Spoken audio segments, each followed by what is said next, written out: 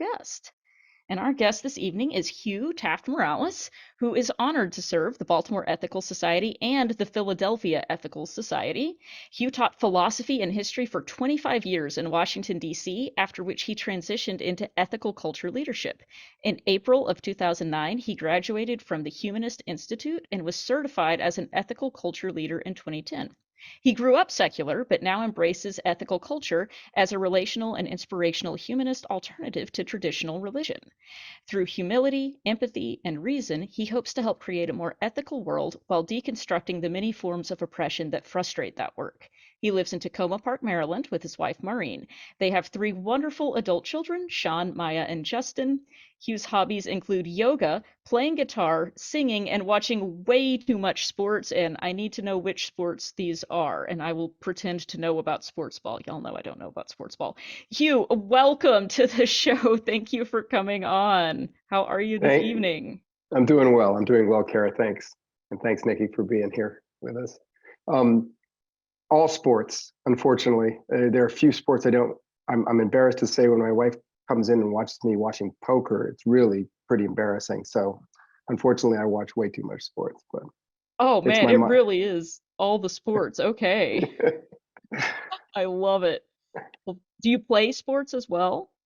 I did, as the hips are now titanium and a resin. I no longer pound anything unnecessarily. So no longer. Walking and yoga are what I do now. But I played sports in my younger years. Yeah. Excellent. Yeah, I feel like yoga matches more with what I would expect given the rest of your bio. It sounds very kind of zen. And yet the sports I played in school were the most violent sports you could get. And anything you can hit somebody else with a stick with, I signed up. So Wow. They didn't have yeah, that sport at my school. They didn't have hit your peers with a stick, or I would have signed up for that. I for it's called sure it's would called have. lacrosse and hockey. Yeah, yeah. Well, I feel like I've missed out. Well, So besides sports, tell us a little bit about yourself and your work and what you've been up to. Tell us everything. sure, sure. So I'll give you the just a little background. I grew up secular, and I didn't have a lot of exposure to religion except for being sent to choir to learn how to sing. My parents wanted me to get a musical education, so I was part of an Episcopal church's choir for about 4 years, and that's where I got a little bit of exposure. But other than that, I really grew up secular in Connecticut. I fell into teaching. I taught for a quarter of a century, and then started to get intrigued. I was teaching history. I was also teaching philosophy, running the community service program, running the diversity program, and those elements uh, attracted me to ethical culture. I joined the Washington Ethical Society when, after our third child was born, my wife and I realized we weren't going to be giving them the religious literacy that they should have in the world. And we just didn't have the energy to do that. We were both pretty secular, but we wanted them to know what these things were. And our midwife was a member of the Washington Ethical Society. So we joined there because they had a great Sunday school. I can talk about that later. And then after being at the Washington Society for about 5 years, I got interested in going into this as a profession, being an ethical culture leader. So I'll stop there for now. But do you want me to begin to ease on to my Absolutely. presentation? All right. Well, Yes, I, please. I did want to say that I'm very new to recovering from religion. My introduction to it was through one of your volunteers, Anthony Dominello, who's here tonight. Thank you, Anthony. Yes. He was there, I think it was March 6th, and he offered members of the societies, ethical societies in Baltimore and Philadelphia, a delightful overview of what you all offer. And I'm so impressed with RfR's thoughtful and compassionate approach. I mean, who could argue to offering hope, healing, and support? Well, I bet there are people who argue about you offering hope, healing, and support, but Maybe a I think few. it's yeah. Thinking that you're the Trojan horse or something. So and so I really just learned about you last month. So I listened to a couple of the podcasts. I listened to one particularly with Ethan Michael, I guess a week and a half ago, and I love the informal feel. I love the fact that you said you could swear on the show, right? Didn't you say that? You fucking can. Yeah. Though I tend not to. Most people who at the ethical societies know when I'm recorded, I behave. But anyway, I enjoyed that. And I picked it in part because I loved his tag, the friendly atheist. He wanted Yeah. to engage in difficult conversations with folks diametrically opposed to his advocacy for atheism. So I figured the friendly tag was something that I could connect with because I think of myself as friendly. I happen to be an atheist. But I will want to say that for most of what I'll present early on tonight, I'm going to be representing ethical humanism, which is also known as ethical culture. It's a century and a half old congregational alternative to traditional religions. Have you ever had other ethical culture folks on the program? Well, that's a good question. I think Not we have recently, probably. Yeah. not recently, and I think we have had people who are probably a part of ethical culture, but that may not have been the topic of the conversation, if that Right. makes sense. Yep. I think it's been a while, if at all, since we've had someone actually talk about this.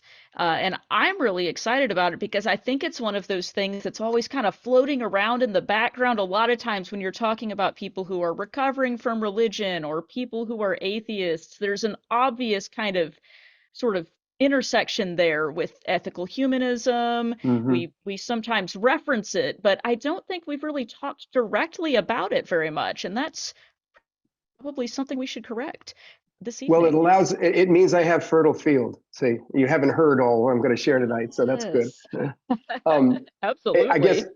so. We can talk about sort of my approach to atheism later, but I want to distinguish it from non-theism, which is the term that I use to describe ethical culture's position on theistic questions and whether God exists or not, or whether there is Yeah. one.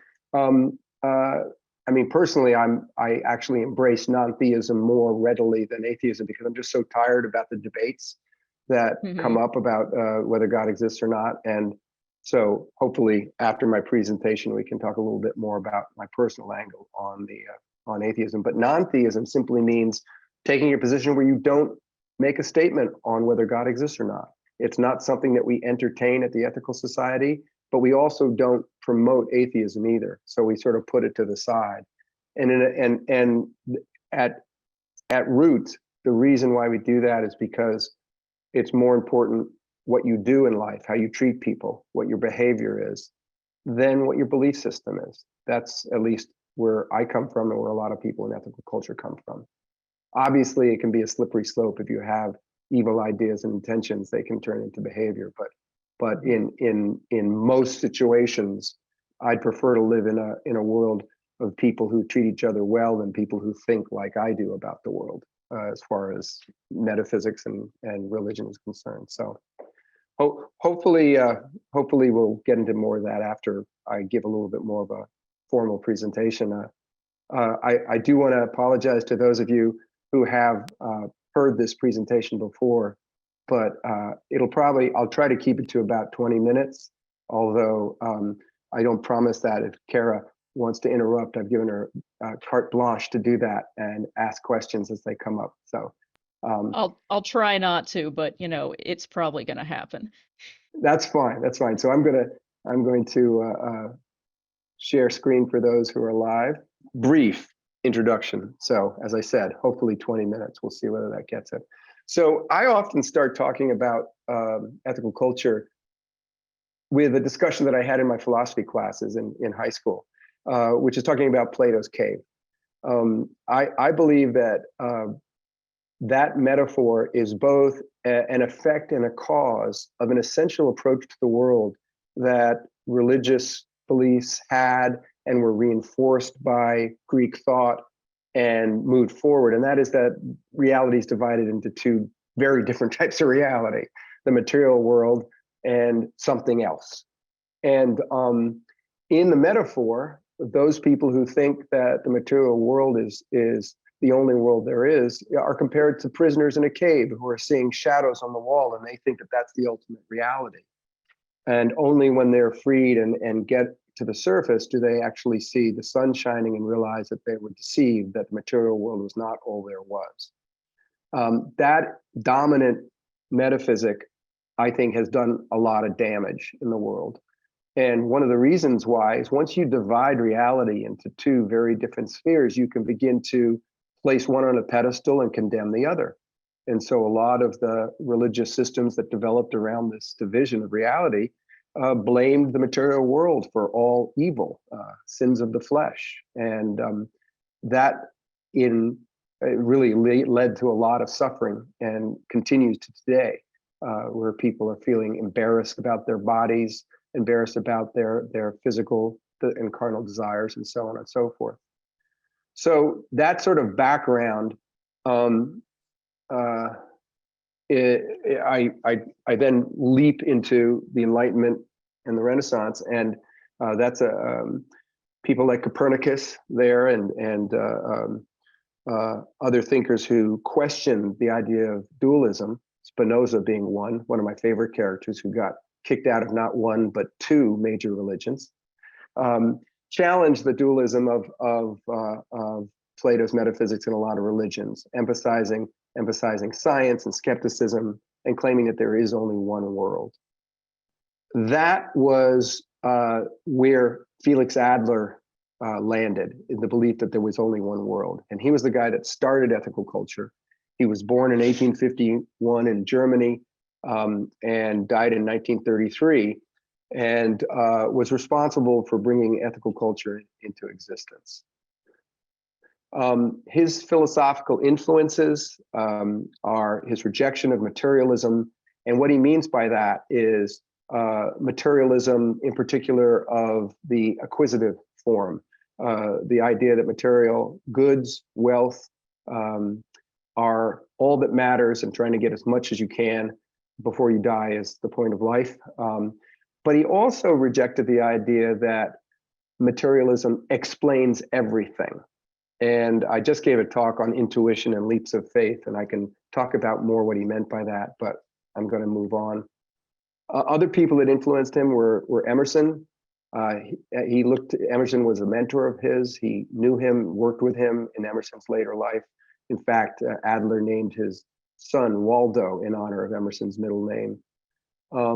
And he took from Emerson this idea that within each person is great wisdom, and that great wisdom can be brought forth also by being out in nature. So there's a bit of the Romantic movement in Adler, where looking around the world and looking inside, you can gain great wisdom. He studied Kant most carefully. That was his PhD focus when he was back in Germany. And he took from Kant two major points. One is the unique worth of every individual. A lot of Enlightenment emphasis on the individual is transferred through Kant as well. But at the same time, Adler embraced a lot of Hegel's philosophy, which emphasizes the whole rather than just the part. The fact that for a lot of worldviews, if you don't understand the whole system, you can't understand the piece. And that's very counter to a lot of the atomistic philosophy of Western philosophy. And then finally, Reform Judaism was a big influence in his life, probably bigger than all of them, because his parents were leaders in the Reform Judaism movement. In fact, his father, Samuel Adler, was a Reformed rabbi in Germany, just as the German government was in a counter-revolutionary posture, and they were coming down hard on liberalizing tendencies like Reform Judaism that supported the labor movement. So Adler left with his parents, Samuel and his mother, Henrietta, and came to the United States, and they really influenced him as much as anybody. I'll get back to that in a little bit. His he went to graduate school in Cornell. He was studying religion, but he came down to New York and he gave a speech in 1876, which was retroactively called the Founding Address of Ethical Culture. And in it, he talked a bit about the dangers of business, saying that we're just drifting on the seething tide of business with nobody at the helm. And he wanted to try to offer a congregational movement to try to empower people who have been oppressed by capitalism, and frankly, oppressed by all forms of oppressive attitudes, brutal patriarchy, things like that, even though he was a bit of a patriarch himself. He immediately after founding the New York Society for Ethical Culture in 1876, he dove into a whole series of early ethical action projects, and it'll become why soon. But a lot of his early years, he founded the district nursing service, which became the visiting nurse service. It's an incredible organization today, but it began as an ethical culture project.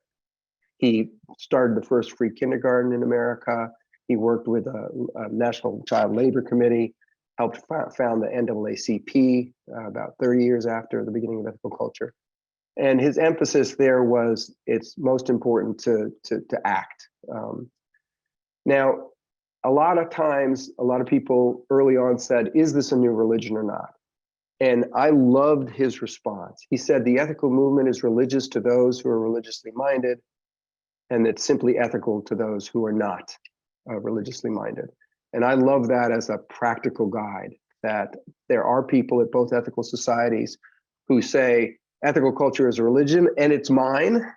And there are people at the ethical societies that say, I don't believe in religion, I don't have a religion, and I'm a member of the ethical society, and both are fine.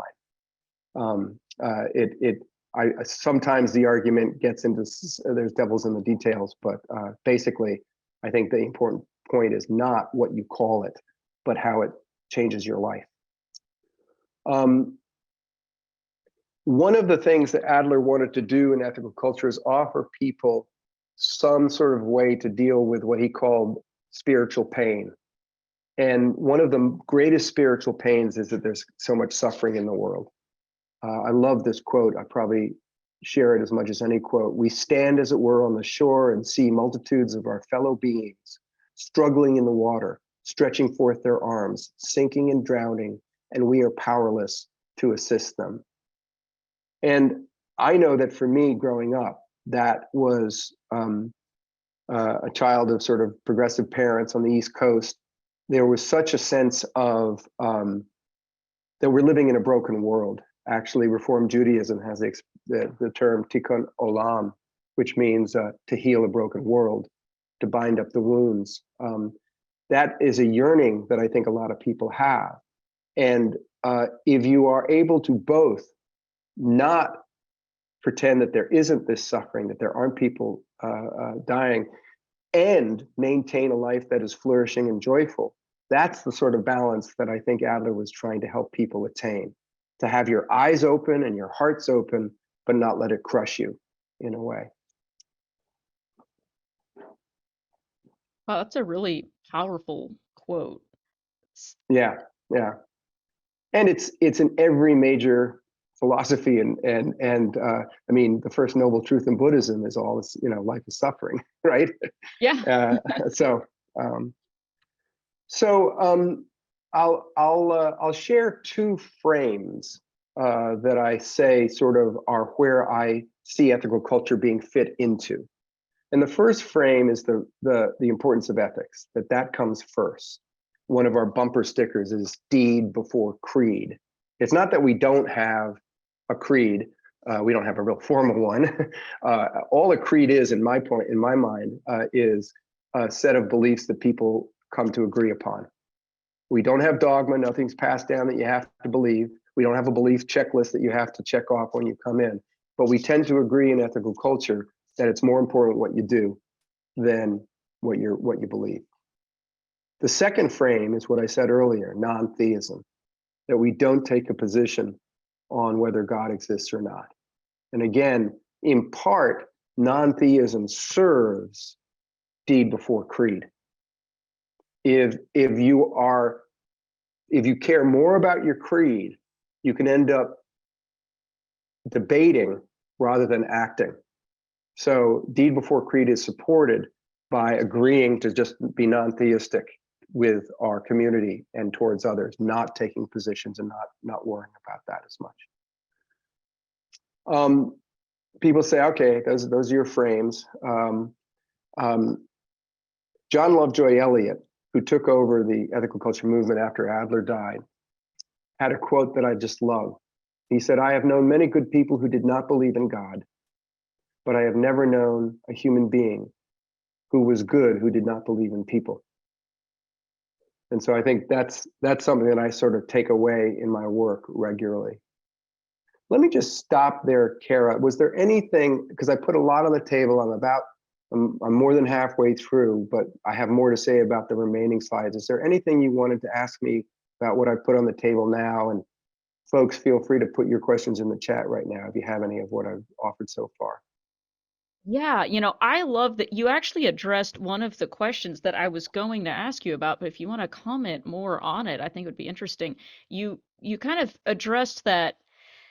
I would call it a critique sometimes that people bring up. I'm not sure that it's a critique or not, but this sort of recurring refrain that we hear from people sometimes saying, "Oh, well, this is just another religion. This is just religion repackaged, but without the God," in kind of a dismissive way. But it sounds like your description of this is that, well, it can be that if that's what works for you, but it is not necessarily that. Is that Yeah, correct? yeah, it is. I mean, the package it comes in is pretty similar to the package a lot of religions come in. We meet once a week. Our services are actually somewhat modeled on Episcopal services, and as far as the sort of flow of it, we come in, we have a welcome, we have an opening song, we have sharing of joys and concerns, we have a talk, we have announcements, we have more music. So it's packaged in a similar way. Frankly, I think we need to be a little bit more bold in thinking of other ways to sort of offer the message that we're offering. We're not growing, we're shrinking, as a lot of liberal religions are. So I do think there's a need to repackage it. But as far as the individual is concerned, absolutely, totally free to take what you need from it. I mean, Adler saw his father look at Judaism and say, why do we have kosher laws when they're no longer necessary for health? Why are we dividing men and women in our services? And so he was tearing down those things because while they may have served a purpose in the past, they clearly weren't serving a good purpose in the present. So, I think there's a built-in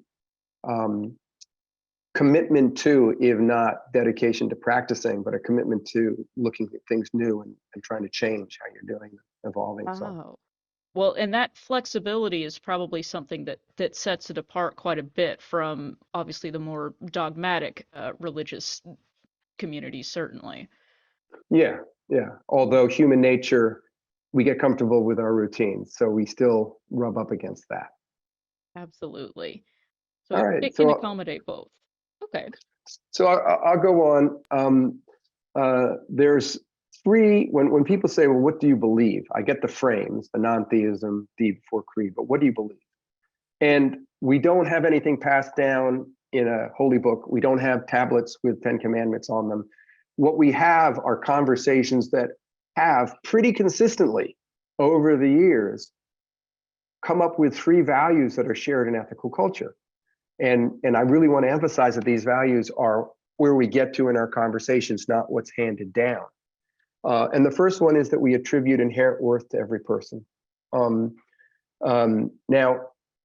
I want to emphasize the word attribute, and it's a word that can mean different things, and I wish there was a better word to it, but I want to say this. It's not that we are saying that everybody has inherent worth. We're not saying the same thing a lot of religions say. Quakers will say there's a bit of the inner light in each and every one of us. It's that is a statement of sort of metaphysical belief that every person has this worth, that it's inherent in them. I happen to believe King's version that every person has dignity inherent in their very being. But in ethical culture, we're not asking that. We're not asking people to hold that belief. And Adler, later in his life, had said he ran into some nasty people, and it was very hard for him to, sort of maintain this empirical belief that every person has inherent worth. What ethical culture is asking is that you you act towards them as if they have it. You treat them as if they have inherent worth. So it's a commitment towards behavior, as opposed to some sort of claim about human nature. So, and that to me is the most important value in ethical culture. I believe that if you really believe that you should commit to treating everybody as being of inherent worth, that then you can't do that one by one through the billions of people, so that you have to focus on systems. So I think ethical culture values systemic justice, acting to defend the worth of everyone. And a lot of the social justice causes that ethical culture gets involved with, a lot of progressive groups do as well. I think we try to focus on those social justice issues that empower people who have been oppressed, rather than creating systems of dependency or charity or paternalistic attitudes towards one another, actually letting people have their own power to decide how they want to live their lives. So inherent worth, social justice, and finally, the importance of relationships. I would love, after we're done, to talk a lot more than I will right now about what I mean by that. But we have one expression that says, bringing out the best in others brings out the best in ourselves. To establish mutually enhancing relationships is how we try to honor the worth of individuals and how we try to build social justice. I just gave a talk this past Sunday where I talked a little bit more about intuition and leaps of faith and things that might, for people who are very sensitive to supernaturalism and find those terms difficult to sort of accept as guides to life. I'm not promoting them in and of themselves, but I do believe that quite often when you act, your identity changes, and that relationships can change who you are in such a fundamental way that creating mutually enhancing relationships, to me, is the most important work that I try to encourage in ethical culture. So, worth, justice, relationships. Let me give just a little bit more of sort of the overview of ethical culture's sort of history. Once the society in New York was founded, Chicago had an ethical culture society, and then Philadelphia, one of the two places I served in 1885, was founded. St. Louis. The American Ethical Union is our federating organization. And then there is an international ethical movement. Now it's known as Humanist International, if you're interested in what that looks like. I have been struck, Kara, by how different humanism in Europe is, because it is so much more what Europeans see as civic life. And we can get into that more. Humanism in Europe is to me is much more common sense. In the United States, it takes these institutional and congregational sort of manifestations. And I think a lot of Europeans find congregational humanism an odd thing. And we can talk about that more later if you want. Yes, I do want to put a pin in Okay. that. All right, good. We'll come back to that. Just a couple of other things before I stop this presentation. Although Adler said we are a religion to those who are religious and we're not to those who are not, there were a series of challenges threatening the existence of ethical culture starting in the 50s, because ethical culture was being challenged for a number of reasons. One was our tax status as a religious nonprofit was being challenged. A number of states had laws that sort of said that religions are those organizations that believe in a higher being, that have supernatural beliefs, in other words, and ethical culture doesn't. And as a result, we were being challenged on the basis of whether or not we have to pay taxes as a religious nonprofit or not.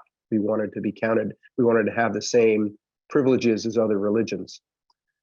In addition to that, there are some states that said to hold public office, you have to believe in a higher being. I found this amazing. In my home state of Maryland, there was a law. So Torcaso was a gentleman at the Washington Ethical Society, decided to challenge the Maryland law by becoming a notary public. Now, notary publics, you may not realize this, are government officials. And so by signing a form and paying $10 and taking a test, he was able to do that. And then he challenged that he doesn't believe in a higher being, but he should be able to be a notary public. And he won that case. And in all the cases in Washington in 1950, the Washington, D.C. Court of Appeals in 1957, the Supreme Court in 1964, and then more recently in Austin, Texas, where their tax status was challenged in 2003. In all of those cases, the court said, they are a religion because they act like other religions. And what they meant by that is they serve the same civic purpose. They meet once regularly. They have a Sunday school. They hold memorial services and weddings and coming of age programs. They do social service projects and so on and so forth. So it was called, actually by Earl Warren, it was called the quack like a duck ruling. So ethical culture is legally a 503c religious nonprofit. And that provides some interesting conversations in ethical culture sometimes.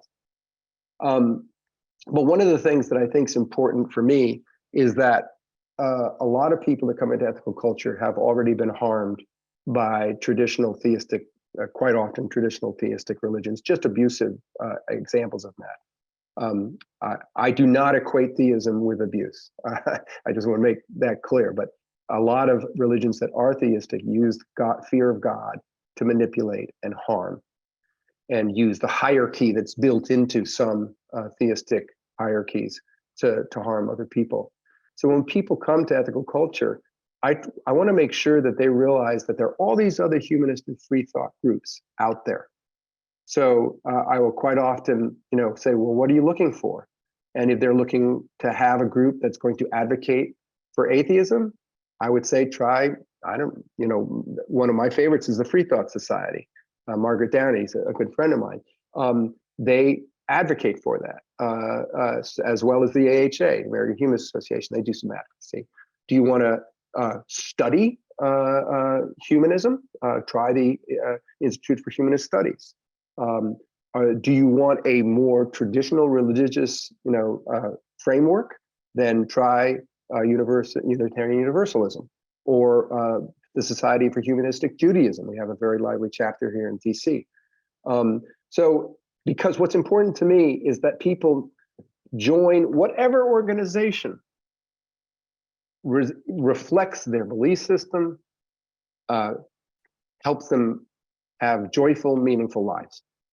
And if it's not ethical culture, I want to make sure they get to where they need to be. So I think the transparency, the work that Recovery from Religion does, is open to that. From all what I've heard when you're counseling, it may be that some people who are being harmed by religion are being harmed by a particular religion, and yet they still seek a religious and or a theistic community to be a part of.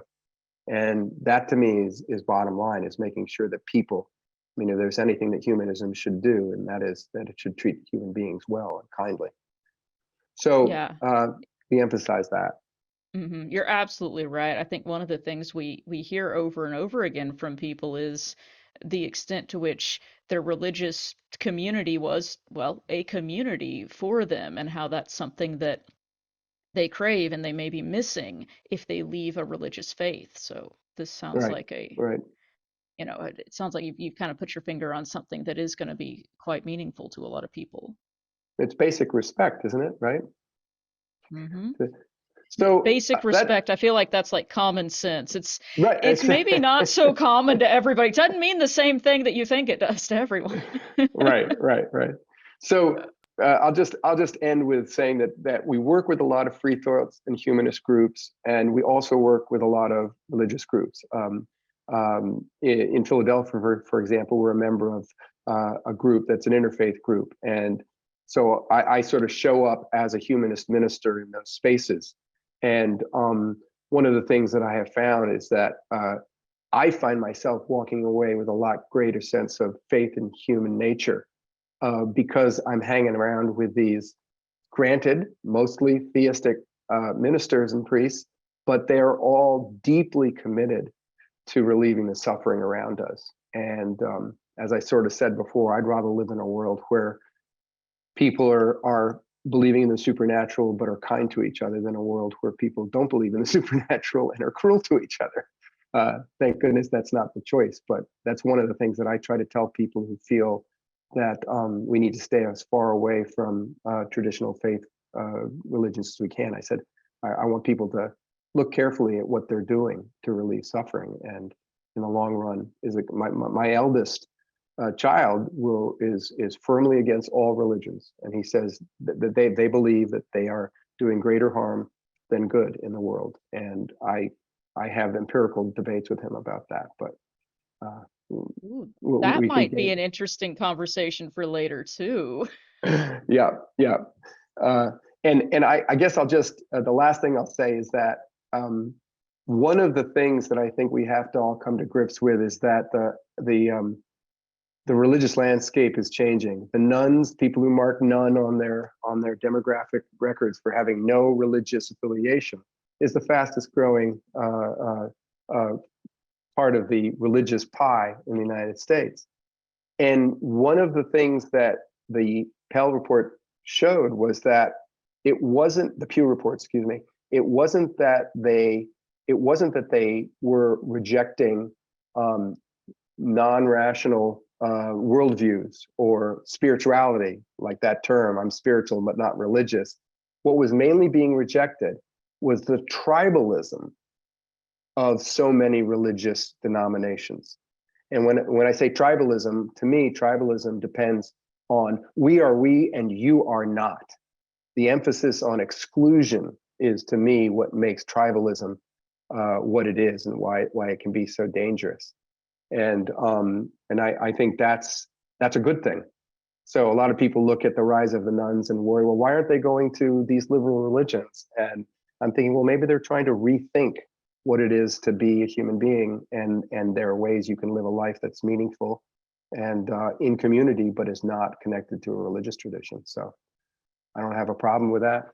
And I'll just end with, when somebody said, well, what would be your 6-word definition of ethical culture? I say honor worth, grow relationships, build justice. That's it. So I'll throw it back to you and see if folks have questions or comments, and let me know if you want to dive into any of the rabbit holes that we left along the way. Absolutely. You are taking a risk asking me if I want to dive down a rabbit hole. Yes, the answer is always yes. Of course I do. And yeah, we've got a lot and we have some questions too. So we'll give people a few minutes too if you have any more questions to drop them in the chat. I've been collecting them as we go along, so we do have quite a few. I've got some. I do want to track down some of those rabbit holes too. Going back in time a little bit to what you mentioned Mhm. earlier about the difference between the US and the European version of ethical culture. What I think is interesting about that is, of course, it's the same way with, religious denominations and things, right? They're gonna kind of adapt themselves to the context that they're in, right? It's got to work for people. But I think it's fascinating because a lot of us, I think, tends to think about ethical culture and ethical humanism as something that's more objective or philosophically pure. And it sounds like, maybe that is a wrong way of thinking about it. Maybe that's going down that kind of dogmatic path that you're actually trying to avoid. So would you say, I promise I'm getting to a question, Hmm. would you say that is actually as it should be and to be expected, that this would be practiced very differently in different contexts depending on the prevailing social mores and systems that it's interacting with? Humanism or ethical humanism? Ethical humanism, but if you want to make the distinction, Well, yes. I mean, humanism is a huge umbrella. And Hmm. I think many Europeans define themselves as humanists. Hmm. And I think, you know, to me, one of the major differences is that emphasis on relationships, that the relationships being at the core of ethical humanism. But in Europe, when I hear people talk about humanism, they are really talking about progressive civic engagement. There's a, and I think this is my theory, that there is a greater tradition of communal responsibility in Europe. This Hmm. sort of this rabid individualism that took hold in the United States. I think led people who wanted to live caring, progressive lives into congregational communities because that was not part and parcel of what it was to be a citizen. Whereas in a lot of European countries, uh, citizenship is an expected part of what you're doing, whether that's because it's connected to feudal traditions, where even though there was a hierarchy, an unequal distribution of power, there was still a sense that we're in this together. And so that's one of my thoughts. I also think that um, you use the word purity, which is um, I really struggle with the term, because to me it's the flip side of intolerance. Um, I don't know Yes, if I you. also hate that word. So if that slipped out, that was a little bit of a sort of leaking out of my former fundamentalist religious training, Well, and it's I it's think. it's I mean it's a dangerous thing, purity, not Hmm. the fact that you used it, but Hmm. um, I think a lot of times, for example, people will hear ethical culture and they'll say, "Oh, you think you're all more ethical than us?" And I sort of laugh that off and say, "No, we're trying to be. It's a commitment to ethics." But I do worry sometimes that a lot of America is so wrapped up in um, strands of Puritanism in our culture, Hmm. where somehow admitting that we all have feet of clay and it's not a sign of sin, that basic human humility, as opposed to this back and forth between original sin and a sense of religious purity. I see that dynamic in America is Hmm. is I think it's playing into the divisions we have culturally now, where two sides of our country look at each other as being totally evil, Hmm. and as themselves as being morally pure, and that's dangerous. Oh, So 100%. I could not agree more, and I think you're exactly right about that. It's so much easier to have an argument, to have a disagreement, and not have to see the other side of the issue, not have to take anyone else's perspective. If you can say, ah, well, they're evil. I am morally correct. Anything different than this is evil, and they're wrong, and all of these people who think this way are wrong. The end, it's like an excuse to not have to think, in my opinion. mhm. And yeah, so I think you hit the nail on the head right there. That yes, amen. So what do we do about that? Does ethical humanism, ethical culture, and I'm using those terms interchangeably. Is that Yeah, correct? To yeah. okay, Some yeah, some people will say ethical culture is more our sort of our history, and ethical humanism is our current manifestation. Some people make that distinction, and I think there's some legitimacy in that. okay. So what could you say any more about how ethical humanism or some of the principles in that might help us to potentially get out of this habit of doing this very polarizing tactic where, I'm morally right, you're evil. How do we avoid doing that within this Well, framework? I think the relational element is really important. Mm, Um, the when you sit down with somebody and you have a conversation, uh, you've got to decide if your agenda is to convince them, to win an argument, or is it to build a relationship? And how and what your main goal is going to change how you approach that. And I'll give you the example of the coming of age program at the Washington Ethical Society. With my children, quite often I thought I was the liberal, sort of progressive dad, but clearly I was like many parents to my children. I was an authority figure, and I got in the way of what they wanted, quite often. So when I sat down to talk to them about something, if I was sitting down to win the argument, that's what they would do.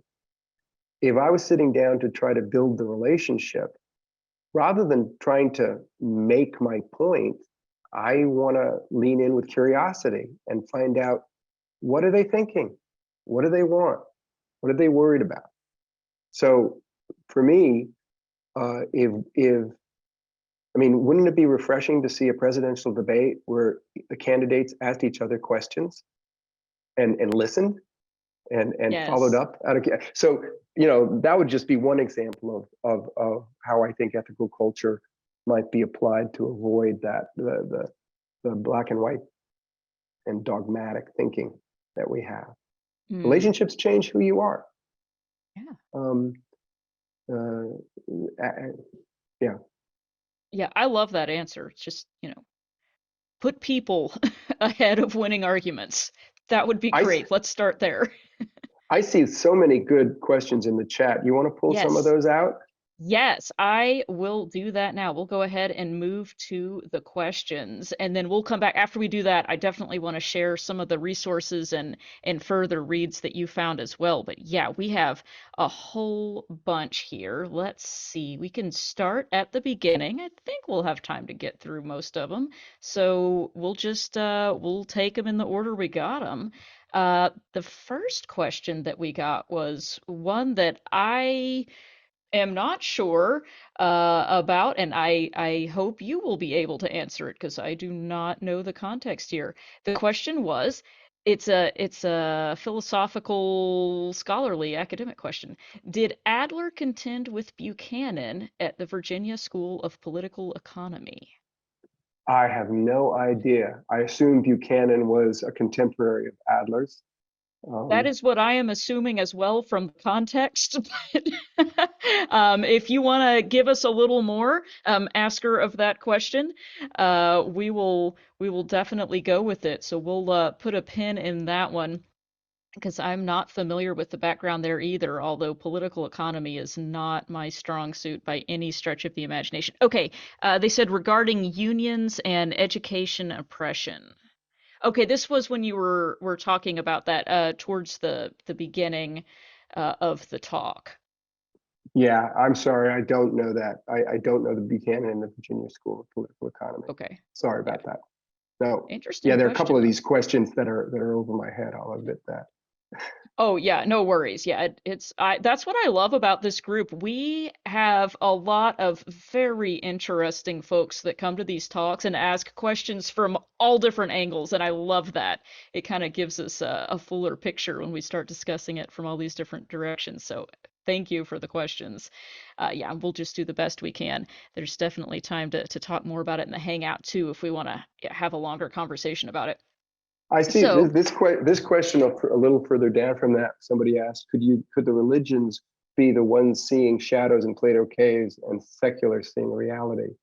Um, in other words, the metaphysic is basically used to say that the enlightened folks are the ones that get out of the cave and they see God, they see the illumination of truth in the divine realm.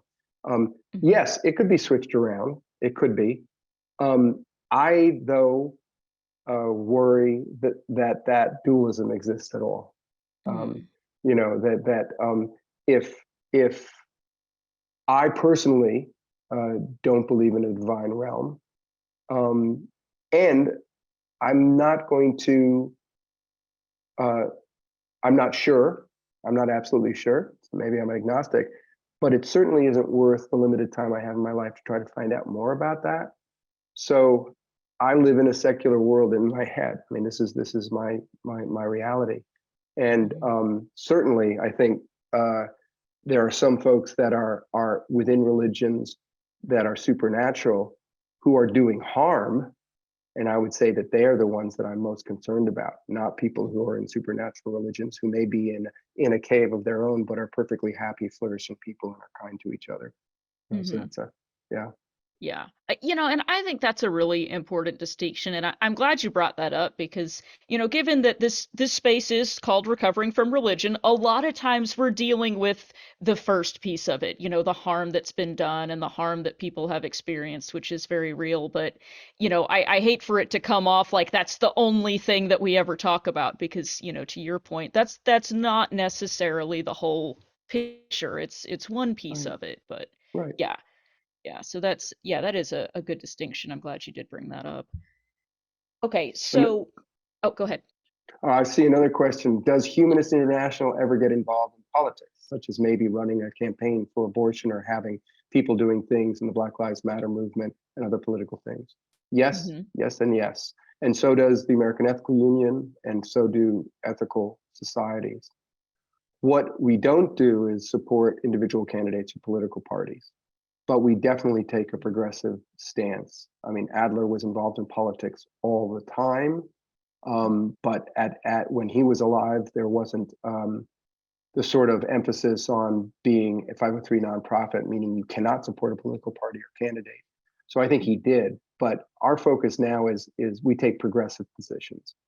And what does progressive mean? I mean, for me, it means that you use the collective, cooperative vehicle, which is known as civic associations and government, to try to relieve suffering and empower people to make life better for people. And so we definitely get involved in those issues. So we try to avoid being partisan, but Hmm. we definitely get involved in politics. One of the things, a danger, I think, for any ethical society or any religious institution is to get involved in politics over your head. We don't have the time or expertise to know the details of complex policies, but we will argue that children shouldn't go hungry. We will argue that women should have control of their bodies, and so on and so forth. So a lot of people will look at us and say, "Well, I see you're leaning to the left," and I can say yes, we do that. That's for sure. Yeah, and that was going to be my next question. Is, with us being a nonprofit as well, we're kind of in the same position here. Obviously we don't support or promote any political parties or candidates, but we are, since we are not aligned with religion, that in practice sometimes falls in such a way that it appears that we're leaning, one direction versus another. But what would you say? I was interested in your description of, progressive as the description of how you get involved in social issues. Could you say, like, what is the difference between progressive and liberal, for example? Or is there a difference, or how do you draw that Oh, distinction? yeah, that's a huge question because there's so many different approaches to what liberal means. I mean, classical Hmm. liberals Yeah. both embrace this the individual and individual property rights are the most important things for a lot of classic liberals. Hmm. Um, I, I think I mean, when I use the term progressive, I actually am rooting it in American history. I'm rooting it in the growth of progressive politics, which really started in neighborhoods. It started with people like Jane Addams and Lillian Wald at settlement houses. And it was saying that we need the collective to help us to help us have a street where my child's not going to be harmed. We need the sanitation cleaned up. We need schools for our children. And it's more of a grassroots effort, and it does invest in government. It does invest in the collective. It assumes that people need to be each other's keepers in that way. And I think some liberal, it's been changing, I think. So I don't have a firm description, but for me, it's rooted in that faith in the collective to try to empower individuals. Okay, that makes sense. Yeah, I like that. So kind of setting up those institutions at the grassroots level for the benefit of people. Yeah, from grassroots up. Yeah, yeah, Okay, okay, awesome. And I know you can see the questions here too in our document, but I'll go yep, ahead and ask you another one if you'd like, or if you want to just yeah. pick them out No, go yourself. ahead. Okay, yeah. So we've got another kind of philosophical question here that you may or may not be be one that you have the information on. But someone was wondering about Free Adler's will. position on free Uh, will. he did write on free will, and I have not read that essay. I've seen the essay in part because I'm impatient with the free will argument. I had a very good friend who got all the way through college except for one paper, and it was on free will. And he didn't get his degree because he got stuck. He was unable to write his paper on free will. Oh no! Um, Oh, that's yeah, yeah, terrible. yeah, yeah. But What one could say he had no choice. I can only say that Adler knew William James, and William James believed in free will out of um, wanting to live a life where he believed in free will. So it wasn't based on a rational analysis. I do not think you can prove free will. I'm Okay. not going to get I'm not going to get into a debate with anybody who claims that there's no such thing as free will. But I can say that I would rather live in a life where I believed in my own free will. So I will go back and find that. I know where that essay is, and I have not read Adler's essay on free will. But I'm assuming that he is accepting it, because clearly, if you don't believe in free will, I don't think you have ethics. So I just don't see how he could possibly not believe in free will in a Mm. deterministic universe. To me, it's absurd to say that that there are ethical decisions that you can make if you live in a deterministic universe. Yeah, that tracks. But okay, so this will be some further reading. When you find that Yes, link, we'll add it to the list I'm of I'm writing it down. outstanding. That's another thing I love about these talks is all of the reading recommendations, books, articles, blogs, videos that I get recommended to me and to all of us. So I can't wait to check into some of these. So that'll be awesome. Thank you for that. Okay, so we'll come back to that. We've got another question here. This one's about morals, and it says many theistic religions speak of morals. Do you understand ethics being, if even slightly different, than morals? And if so, what is the difference between ethics and morals? Well, I know one gentleman who would argue that morals are more about our animal nature and ethics is more about the conceptual scheme. And since I heard that yesterday, I'm thinking that maybe there's more to that than I previously thought. I used them interchangeably, except for ethics being used quite often to delineate specific professional ethics, so medical ethics, legal ethics, and so forth. And so in Mm-hmm. that way, sometimes ethics is more codified. Um, Mm-hmm. uh, I've heard other people say that ethics is the study of morals. It's a more of an academic perspective. So Mm-hmm. that's what I don't see a big difference between them, but um, I can I can those distinctions I just laid out to me make some sense. Yeah. Okay. Yeah, that makes sense. And I do hear those used interchangeably all the time, so it may be a personal preference too, who knows. Hmm. Okay. Yeah, well, thanks for making that distinction. We're asking you to do a lot of definitions this evening. That's okay. That's all right. I just don't. I just ask you not to trust my answers. No, we're writing the stone tablets now. You can't take it back. You can't change it. It's done. It's okay. We'll discuss more, and who knows, we might have somebody else come on who says something totally different, and that's okay. We're here to engage Mhm. with ideas, and that's fine. Um, okay, so we've got some more questions. Um, one of them is, does your organization, and this is similar to an earlier question, does your organization or any organizations within the humanist orbit do anything to combat the current war on the LGBTQ community and those with wombs? Yes. Um, we are in coalitions that do a lot of work in that regard, in that area. So we certainly support uh, those causes. Hmm. People should be able to um, claim the identity that they believe they are, and we certainly defend the rights of women to control their own bodies. That's pretty clear, and that's not rooted in ethical culture. Um, Not so much in ethical culture sort of beliefs as much as our communities are supporting those causes. So absolutely. Hmm. Oh, okay. So it's something that would align with the values and morals and ethics of the people who are in secular humanist groups. Yeah, and I guess I sort of shot right past, and it also honors the inherent worth of every person. The inherent Mm. Every person is unique, Hmm. and it's not up for anybody to define what that uniqueness is other than that person themselves. Yeah. Now, I've got a follow-up question here, and I don't know if this is one that you can speak to or not, or if I'm about to open a whole can of worms that needs its own whole separate talk. So tell me either way.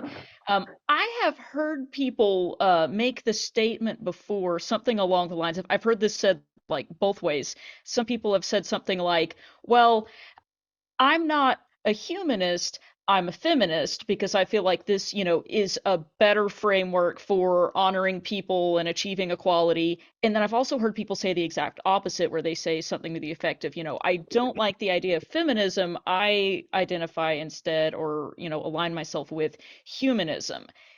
Do you have an opinion on this debate?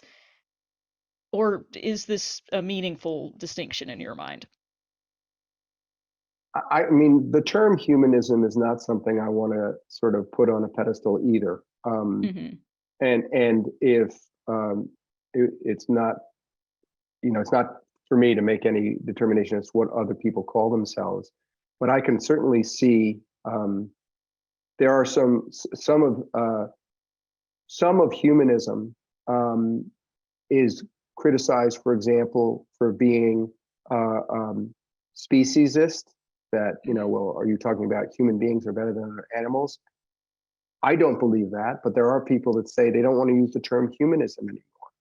They want to use the term something ethical biocentrism or something like that. So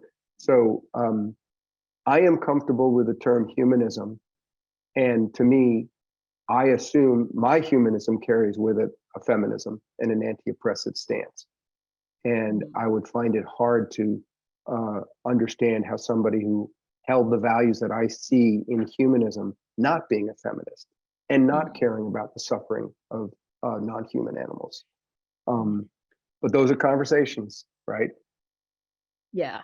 Yeah. It may be one of those things you were talking about earlier on about, maybe people getting really stuck on a label that, might not really be the thing we need to focus on so much as the Hmm. big picture. Yeah. Hmm. Okay. Okay, that's good to know because I was curious about that. And that was going to be my follow-up question too, was about, is it speciesist to be a humanist? Yeah, I Okay. mean, it can be. There are certainly, if you go back to humanism of the Enlightenment, and there's a lot of speciesism in people who call themselves humanists there. So, yeah. Okay. Yeah, because this is growing out of, you described, some of the philosophy of, European, what was it, 1800s, Hmm. 1700s? Hmm. I would consider that a speciesist time period in the philosophical realm. Yeah. Okay. Descartes thought that animals were simply machines. There was no internal consciousness, which is Oh, it pretty drives me. Yeah. pretty stunning. It is stunning. I'm like, did he not know any other animals? It's Yeah. it's astounding to me when people arrive at this conclusion. I'm like, have you never met another animal? But okay, so there has been some discussion on that then, and it is not simply Homo sapiens focused. Right, right, exactly, Okay. exactly. Oh, good to That know. Oh, same, I'm excited to know that. I saw that same answer, that same question had a question about whether there's an ethical society in Atlanta. I'm just putting Hmm. into, there is an Ethical Humanists of Atlanta group. It's a Facebook meetup group. So I'm just putting that information in the chat. I'm pretty sure it's still active. I haven't heard about them in a year or so, but they were active a year ago for sure. Oh, outstanding. Thank you for sharing that. Yeah, that was the next question up. Okay, perfect. Well, that was handy. Well, okay, we have another question here. Um, what would you suggest to a person who is newly humanist for rebuilding their ethical framework? This person says, I feel like the rug has been pulled out from under me and I'm having to rebuild my own sense of ethics. And I think this is something that probably a lot of people can relate to who have come out of a religious tradition that they no longer find to be meaningful or accurate or beneficial to anyone. What is the next step? Well, I could put on the proselytizing hat and say go to an ethical society, but they're very few. They're only about 20. But what I mean, what's really behind that is be in community, speak with people, create relationships with people who are caring, Mm, who you believe are kind and honest and open with you. Um, um, I I do not believe you can build up a framework out of thin air or out of books. I mean, those mm, can help, but I think being in community with others, speaking to people who you know and you trust, and continue to build that out. And there are so many different groups, and not putting too many eggs in any one basket either. I mean, you can be a member of many different organizations and with many different uh, um, uh, purposes and goals. Get out. Don't lock yourself away. Don't wait. Leap into some communities. Don't wait to be certain of what the path forward is, because frankly, I think there are many paths. We're mm, all very multifaceted people, and we feed your artistic side, feed your athletic side, feed your literary side, get into a book group, and so on and so forth. And out of mm. that, out of that, let it arise. It takes a lifetime to even come close to having an ethical framework that you're comfortable with. And uh, Mm. That's a really interesting point that you're making, though, that the development of that framework can only come through social relations and building those relationships. You can't just read it in a book and then walk around with it. right, It's like right, a, would you say it's like a practice that you develop? yes, yeah, Okay. I think that's right. I think that's right. I mean, I often talk about when people, well, what is your worship? And I say, well, it's just building relationships, being with people. Yeah, Hmm. yeah. There's no there's no formula to it. Hmm. Um, Okay. I really like that. Interesting.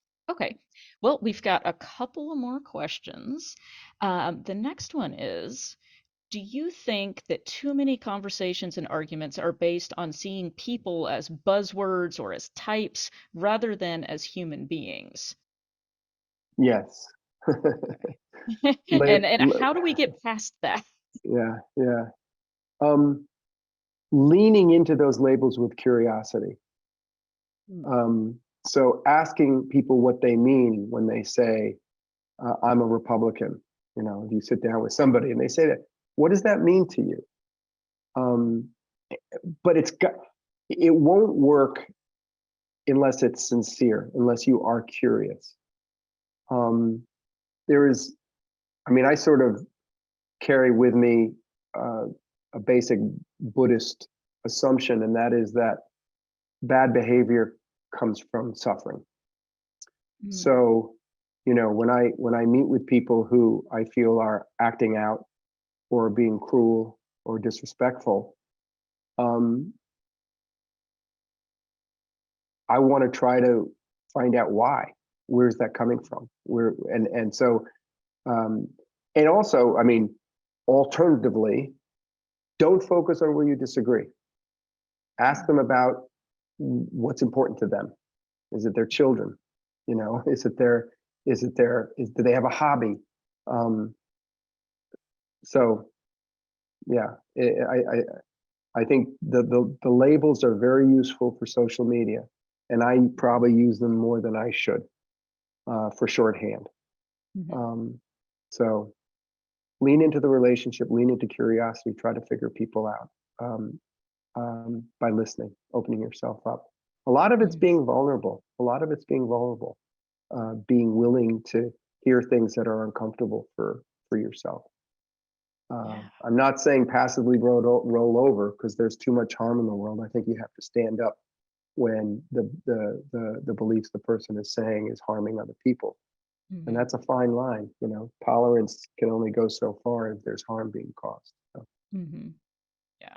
And that's, man, that's a tough one, because I feel like that's where we all see ourselves lately, kind of lining up on sides of issues. Is, well, you're harming these people, but y'all are harming these other people, and rather than taking a broader perspective of how can we not harm any of these people. Right. Yeah. Okay, great point. All right, so we have one more question left. Great timing. So, this is interesting. Would you have a problem with, or see irony in, a progressive Christian sect calling themselves ethical Christianity? Is it okay with you if they take that term, ethical? Sure. Ethical culture and ethical humanism are terms that I would want to try to protect from being redefined. But if a progressive Christian wanted to say that they were ethical Christians, I'd probably say that's a step in the right direction. Okay. You could call them on it then. Say, what does ethical mean to you? How are you living your creed then? Yeah.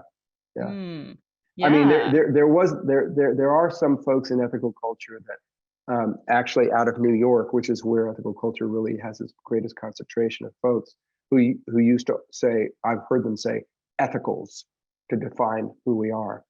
I have a little problem. That to me is too close to brights. If you remember when that term came out. Yes. I was I don't actually know. just thinking about that. It's almost, it feels not very humble. Yeah, exactly. Yeah. Okay. So you don't own, you're not going to copyright the term ethical. Right. No, I think I'm okay with letting other people use ethical. Fair enough. I like that. And then it does give a framework, like you said, to either call people on or to ask them, hey, how are you defining this? What does this actually mean in practice? And that's sometimes nice to be able to have a starting point. Where are we coming from here? Exactly. And Okay. did you share the links to the American Ethical Union and the two ethical societies? I have not yet. I Okay. was just about to ask you about that. I'll drop those in. And do you want to tell us a little bit about some of these other sources for further reading and perusing that you have provided? Or do you want to just Sure. drop them all? You can drop them all. You can drop it in Okay. some chunks. So the first chunk were links to the Baltimore, Philadelphia ethical societies and the American Ethical Union. And if you go to the AEU website, aeu.org, you can click on where there are ethical culture societies. It'll show you where the chapters are. They're mainly in the East Coast, but there is one in the Bay Area. There's one in Austin, Texas.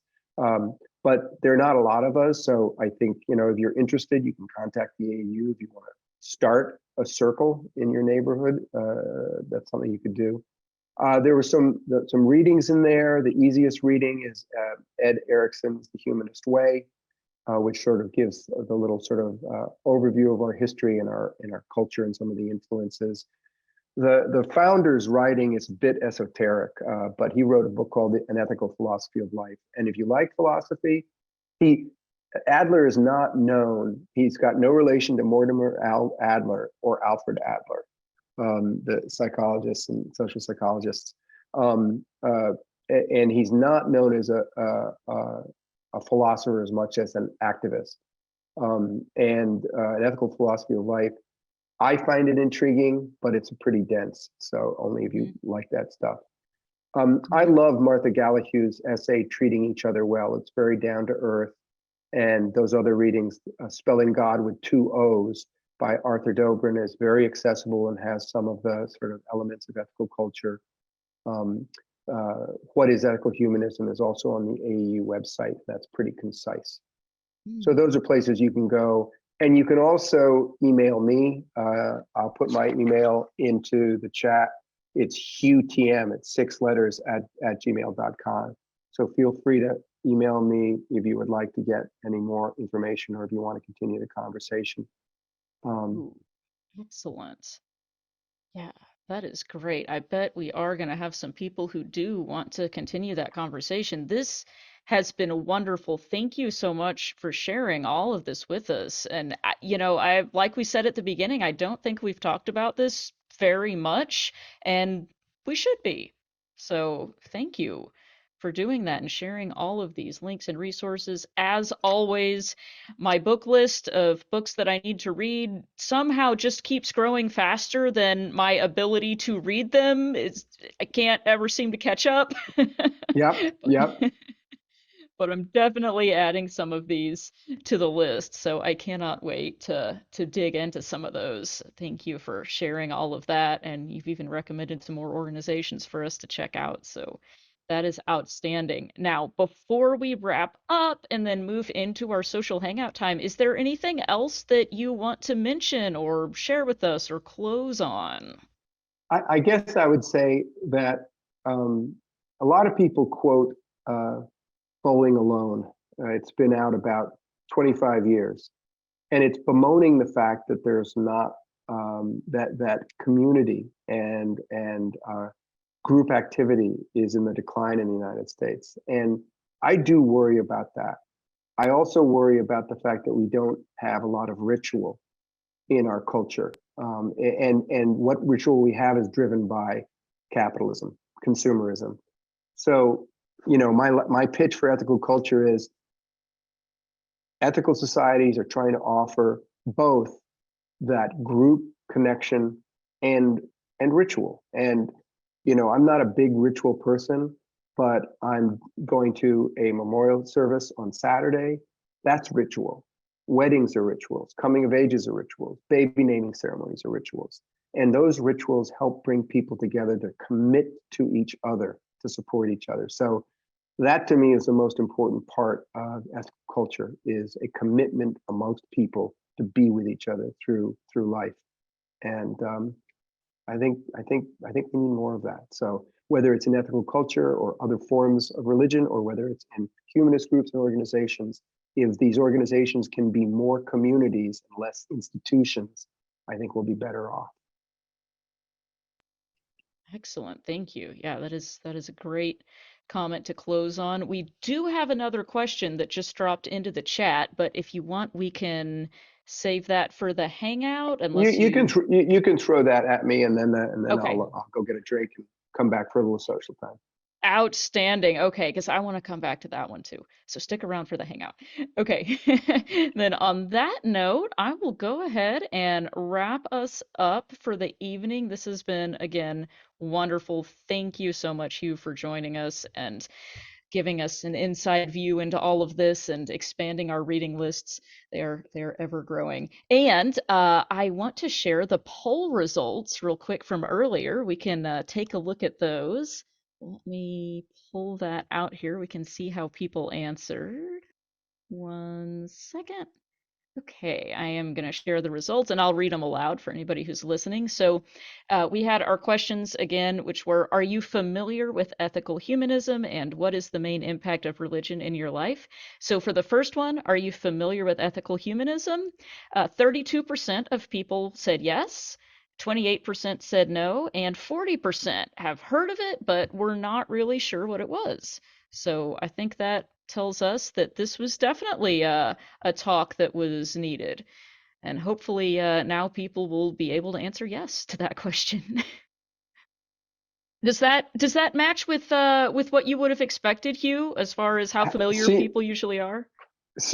this it's a higher percentage of people who are familiar because I noticed some people from the ethical societies here tonight. That's true. That's true. Just in case anyone's wondering, our polls in here are not really going to be statistically significant. We usually have a skew one way or another. We do advertise these talks. People who are coming to listen to them are already interested in the topic, so there is that. All right. So, as far as people's answers to what is the main impact of religion in your life, 0% of people answered that it inspires me. 24% of people said that it is a part of their social network.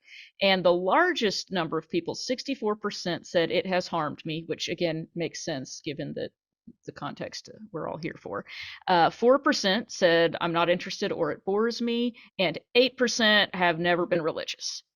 So, okay, that's a big number, That's a big 64%. number. Yeah. To Yeah. those harmed by religion, I'm holding you in my heart. It should never have happened. Mm-hmm. Mm-hmm. 100%. Yeah. But it is also informative to see that, the mentioned part of their social network. So that does kind of go back to what you were talking about earlier, and in the pre-show about just the social and community aspect of these things being so important to people. It's maybe Hmm. not so much about the labels or the dogma as much as it is about the relationships in many cases. Yeah. Yeah. Okay, good to know.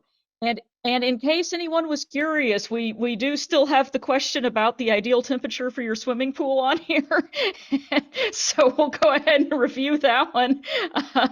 People are wanting cooler temperatures this evening. 32% keep their pool at lower than 86 degrees Fahrenheit, and the numbers go down from there. 28% keep it at 86 to 88. 20% keep it between 89 and 91, 12% between 92 and 94, and only 8% keep their pool at more than 94 degrees or believe that that is the ideal temperature for their pool. So, and you know what? It's getting ready to be pool weather, so now you know. If you didn't know, now you know. Again, not a representative sample. These are just how the people here like their pool temperatures. So thanks everybody for sharing your thoughts on that. I really enjoy these polls. I think they're fun. I appreciate y'all participating. I feel like I get to be a little bit of a nerd here and do polls. So thank you for indulging me. And we're going to have our closing poll here in just a second, too. But first, don't forget to come back next week. We'll be here again, same time, same place. And we are going to have a guest who many of you all know and love. David Teachout will be back to talk to us about therapy and what it is and what people might get out of it. And, let's come and just talk about destigmatizing mental health. Just, I know it's something we talk about from time to time. We mention the Secular Therapy Project a lot, but we're going to talk in a little bit more detail about it. So he'll be back again next week to discuss and add to our reading lists. I guarantee he's going to add to our reading lists. So come for the book recommendations, if nothing else. So hopefully we'll see y'all then. And don't forget, as we mentioned, you can find previous recordings of RfRx on our YouTube channel or wherever you get your podcasts. And questions or ideas or recommendations for future shows or anything like that, you can email us at rfrx@recoveringfromreligion.org. And don't forget to check out our blog and our podcast. I'm dropping the links here. And you can find us on the social medias. We are on Facebook. We are on Twitter. We are on Instagram. We are on TikTok. I am going to drop all those links in here. You don't have to follow us on all of those platforms. If you are on all those platforms, we hope you will.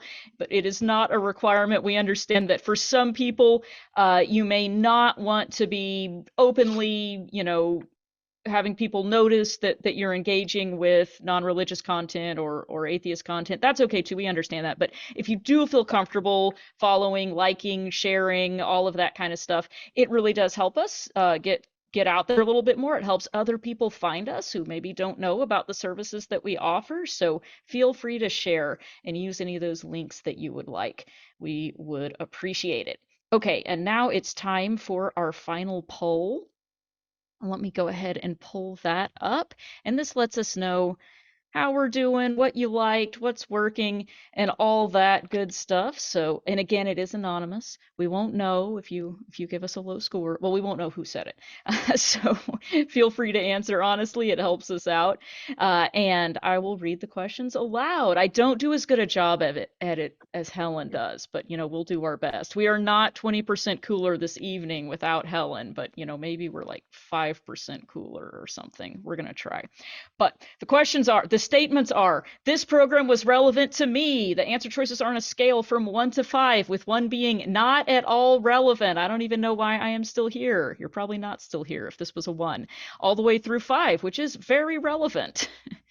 Question number 2, the speaker was clear and understandable, with 1 being not at all, could not hear a thing. All the way up through 5, very understandable and clear. Question 3, I will definitely attend future programs like this. Same scale of answers, with 1 being I will definitely not come back to another one of these, and I'm probably not still in the meeting now. All the way up through 5, definitely going to attend again, hopefully next week. And finally, how did you find RfRx tonight? Was it through the online community or Slack channel? Was it through a meetup event? Was it through Facebook, Twitter, or Instagram?